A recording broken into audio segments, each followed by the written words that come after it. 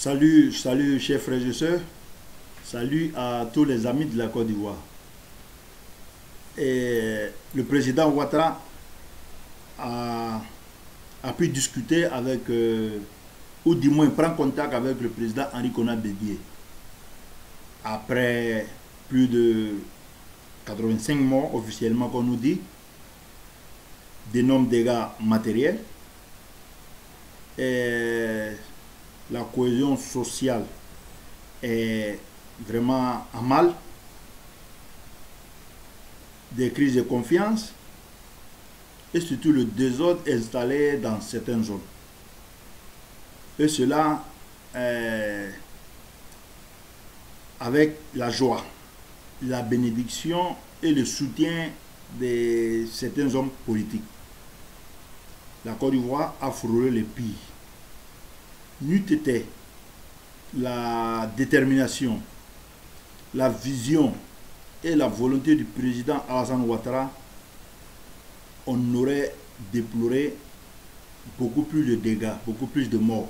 Vraiment, félicitations au président Ouattara qui a su lidérer ce pouvoir. En tout cas, l'opposition avait décidé, s'était employé à installer la chenille en Côte d'Ivoire. Et ça n'a pas eu lieu parce que nous avons à la tête de la Côte d'Ivoire un responsable, un homme de vision et un homme de rigueur. La rigueur a valu la peine. Vraiment, encore félicitations au président Ouattara. Aujourd'hui, je vois des individus, des soi-disant opposants, qui sont mécontents. Qui sont mécontents de cette rencontre-là. La rencontre du président Ouattara avec Henri Konan Bédié. Ils sont mécontents. Je dis que je n'arrive pas à décrire le degré de haine, le degré de méchanceté que ces gens-là ont nourri, ou encore continuent de nourrir. Parce que quand on voit les dégâts qui sont vraiment visibles, on ne peut pas aujourd'hui ne pas être content de la rencontre pour aller vers une paix durable et sincère, comme l'a dit monsieur le président Ouattara. Ces gens-là ont appelé le désordre de tous leurs voeux. C'est vrai. Dans certaines zones, ils ont pu manipuler des jeunes désœuvrés, des jeunes irresponsables, souvent même des jeunes inconscients qui ne savent même pas ce qu'ils font, parce que il y a certains, tu leur demandes mais pourquoi tu manifestes, ils ne savent même pas pourquoi ils manifestent. D'autres disent, on nous a dit que c'est désobéissance civile, on nous a dit d'aller couper des bois pour mettre sur les routes, et nous aussi on fait parce que on nous a donné quelques billets de banque. Je dis que c'est triste, c'est triste. C'est triste parce que nous venons de loin. La Côte d'Ivoire ne pouvait pas encore rentrer dans ce schéma-là. Et cela par la faute des gens égoïstes, des gens qui sont rassemblés.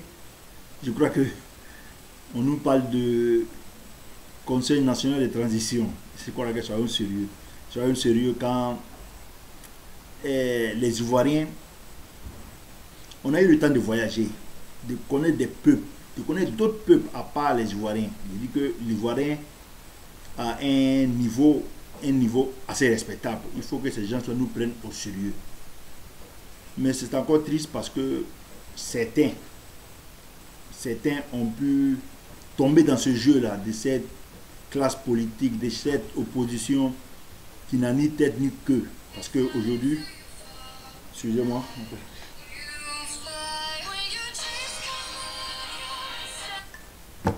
voilà, parce que cette opposition-là, et d'ailleurs, entre eux-mêmes,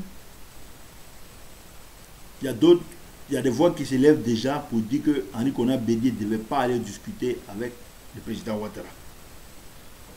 Donc déjà, ils contestent même le leadership du président Henri Konan Bédié, quand on sait que c'est eux-mêmes qui s'étaient réunis pour mettre Henri Konan Bédié à la tête de cette farfelue transition, de cette de ce Conseil national de transition-là qui est bon né. Qui est bon né parce que on a vu. Je crois que soyons sérieux. Et aujourd'hui, là, à penser un instant que des jeunes Ivoiriens sont morts pour cela. Entre eux-mêmes, on a vu des cyberactivistes vraiment qui, dès le début, ils savaient qui perdait. Ils savaient qu'ils n'avaient rien à dire au peuple, ils n'avaient rien à présenter. Ils brandissaient que de la violence sur les réseaux sociaux. Ils appelaient des gens à se massacrer. Ils appelaient à des guerres ethniques. Je crois que... Et aujourd'hui, là, ces mêmes gens-là, au 10, on voit beaucoup de choses sur les réseaux sociaux, que le combat est perdu. Un combat qui était déjà perdu d'avance parce que nous savions que ce n'était pas basé sur la réalité, sur la vérité. C'est triste, on se rend compte de cela après tous ces morts-là, après, comme j'ai dit, d'énormes dégâts qu'on aurait pu éviter. Je me retrouve aujourd'hui sans mots parce que c'est des moments très tristes. Des moments très tristes. Heureusement que nous avons un monsieur, le président Ouattara, qui toujours sait nous donner de l'espoir. Qui toujours essaie de donner de l'espoir à cette Côte d'Ivoire-là. Parce que nous avons vu que depuis 1993 jusqu'à l'avènement de M. Ouattara, la Côte d'Ivoire avait perdu tout espoir. La jeunesse ivoirienne n'avait aucune référence, n'avait aucune vision, n'avait aucune possibilité de s'en sortir. Donc, vraiment, encore féliciter ce monsieur-là. Maintenant, comme on dit, certains continuent de critiquer Henri Konan Bédié, pourquoi il allait discuter. Il faut que tous les opposants, faut que le dialogue soit inclusif, c'est-à-dire réunissant tous les opposants. Ils mettent en cause, ils mettent en doute le leadership d'Henri Konan Bédié, eux-mêmes qui lui avaient donné cela. Regardez, je connais, comme j'ai dit, je vais prendre le cas concret d'une femme, d'une jeune femme, Eleonore, je ne sais pas comment, qui est sur les réseaux sociaux, animant les gens à aller marcher, et pendant ce temps, dans la même vidéo, elle dit « Ah, mon heure est arrivée, je vais au travail. » Je crois que c'est triste, c'est vraiment triste. Quand on anime des gens au pays à aller tout détruire, et ici, là, en Europe, ils vont au travail. Je dis que c'est faire preuve de méchanceté, d'irresponsabilité et d'égoïsme. Autant ceux qui sont en Europe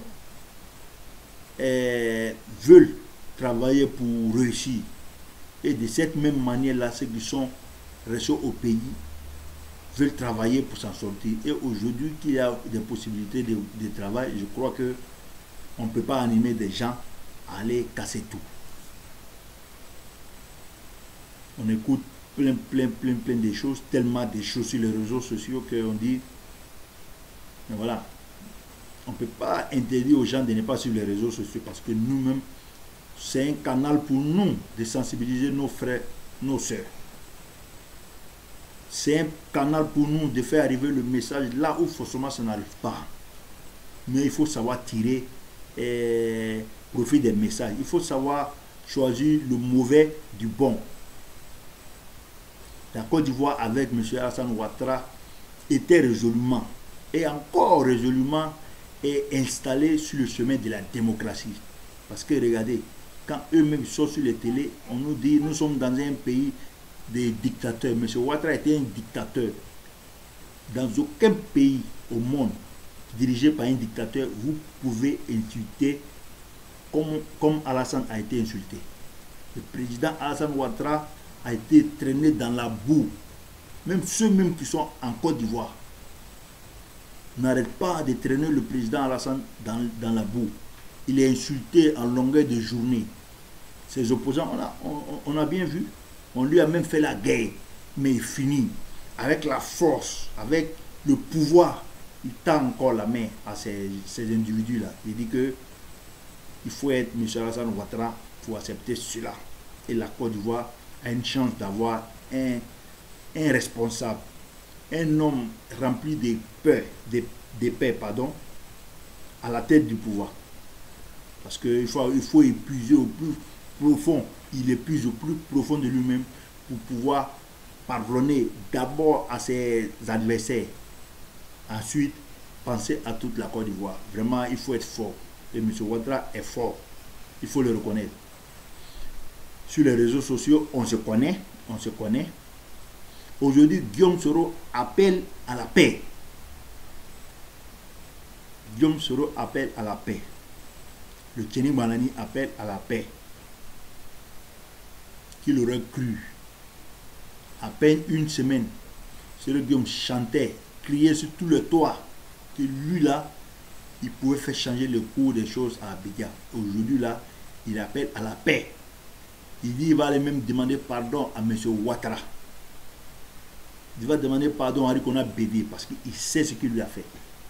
Il va demander pardon à Laurent Gbagbo, il sait ce qu'il a fait. Il va demander pardon au peuple ivoirien. Pour nous là, il n'est qu'à laisser. Il n'est qu'à laisser. Nous, on le laisse là avec sa conscience, on le laisse avec son bagage là. En tout cas, Ouattara, comme c'est un monsieur qui a un cœur d'or, il peut. Henri Konan Bédié, en tout cas, je ne vais pas parler individuellement de cela, mais le peuple ivoirien que nous représentons, le peuple ivoirien n'a rien à dire à Soro Guillaume. On le laisse avec ses bagages. Où il veut se décharger là, il n'est qu'à le décharger. Parce qu'on se connaît. C'est ce qu'on a dit. Tout individu croyant ne peut pas être en mesure de suivre Soro Guillaume. Si tu es croyant là, tu ne peux pas suivre Soro Guillaume. Dieu dit, rabaisse-toi, lui Dieu il te lève. Mais quand toi-même tu te lèves là, Dieu lui te rabaisse.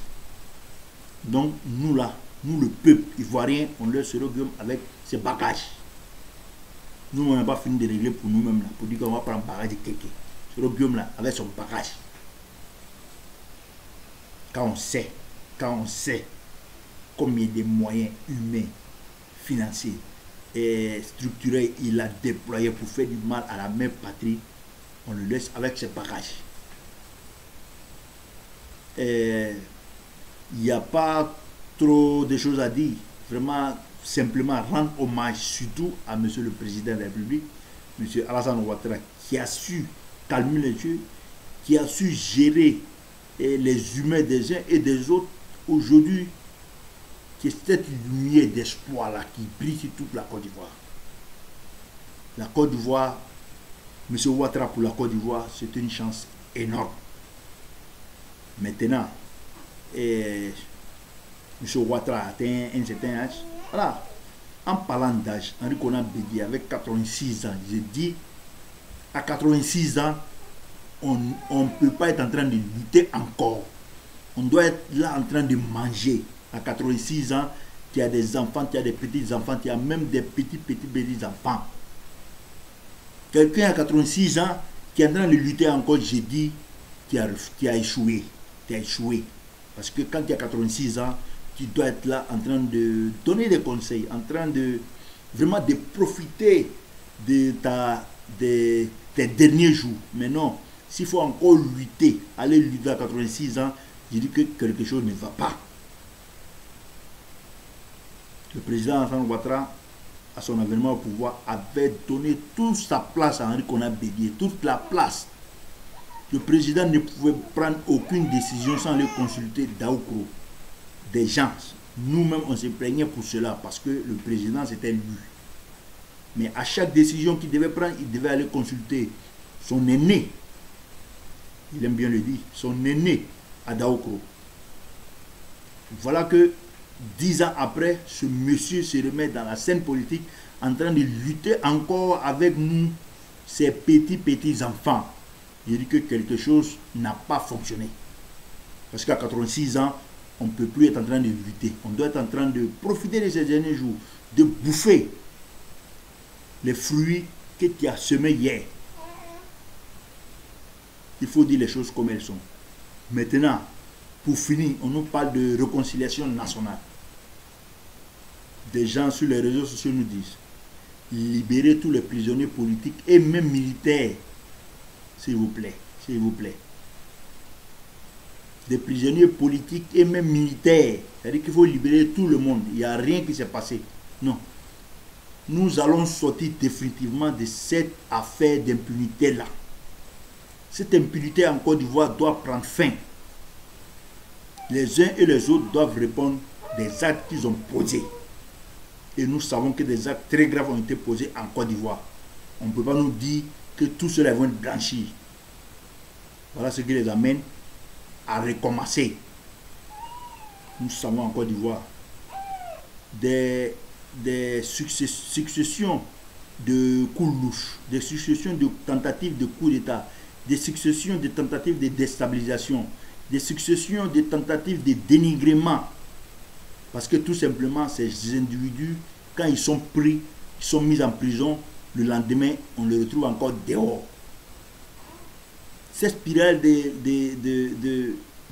d'impunité-là doit finir en Côte d'Ivoire. Tous ceux qui sont impliqués dans des déstabilisations, en tout cas dans tout ce qui s'est passé, tous ceux qui sont impliqués doivent répondre de leurs actes. Ils doivent purger leur peine jusqu'à la dernière seconde. Vraiment, il faut qu'on mette fin définitivement à cette histoire d'impunité-là, à cette histoire de prisonniers politiques, prisonniers militaires. À chaque fois que les guerres finissent, on libère tout le monde et on vient, on recommence. On recommence les mêmes bêtises parce que ces individus-là n'ont pas appris de leurs erreurs. Voilà le cas de Simone Gbagbo qui a été libéré et le lendemain même là commence à lancer des messages de déstabilisation, de désobéissance. Je crois qu'elle avait pour quelques années en prison, si elle avait vraiment purgé sa peine, si elle avait vraiment vu ce qu'on avait président, et ensuite il faut les traiter même chose que les autres prisonniers, pour qu'ils apprennent que la prison là, c'est pas une maison de loisirs, c'est pas une maison de vacances. Parce que généralement, ils sont traités, bien traités, et puis voilà, quand ils sortent, ils n'ont rien appris, ils n'ont rien payé de leurs actes. Donc, vraiment, cette histoire d'impunité, il faut que ça finisse en Côte d'Ivoire. Il faut que les Ivoiriens apprennent, il faut que les juridictions ivoiriennes, surtout les autorités, arrêtent de gracier des individus qui ont participé à des faits auxquels ils ont été interpellés. Bien avant de commettre des faits, on leur dit ça là, ça va se passer. Et ils le font quand même. Quand ça arrive, ils sont en prison pour des négociations, je ne sais pas, farfelues ou pour la réconciliation. On nous dit de les libérer. On a vu des responsables politiques ont été libérés pour favoriser la réconciliation. On nous dit encore qu'on n'a pas été réconcilié parce que rien n'a été fait. Beaucoup a été fait. Beaucoup a été fait. Tous ceux-là doivent répondre de leurs actes. Tous ceux-là doivent répondre de leurs actes et purger la peine jusqu'à la dernière seconde. Vraiment, je m'arrête sur cela pour appeler la rigueur de la loi, la rigueur de M. le Président de la République. Vraiment, il ne faudrait plus qu'ils prennent des décrets de grâce. Tous ceux-là doivent aller en prison parce que l'impunité là, quand ils sortent, ils reprennent les mêmes choses. Nous, peuple ivoirien, nous disons, nous voulons la paix, mais nous voulons aussi la justice, que la justice suive son cours, et tous ceux qui ont été interpellés, qui sont responsables de quelques actes que ce soit, doivent croupir en prison. Vraiment, sur ce, j'ai dit, le combat continue, cher peuple. Continuons de faire confiance au président de la République, continuons de travailler, continuons surtout de nous aimer, d'aimer la Côte d'Ivoire, et puis voilà. Et mettons-nous au travail dans la discipline et dans la persévérance. Parce que la jeunesse ivoirienne a beaucoup apporté à cette Côte d'Ivoire-là. Vraiment, chers jeunes, chers frères, restons courageux, restons forts, restons unis, surtout aimons la paix. Pratiquons la paix comme notre seconde religion. Le président Félix Houphouët-Boigny l'avait déjà dit. Donc, restons unis. Restons forts, le combat est encore long. Vraiment, que Dieu bénisse la Côte d'Ivoire.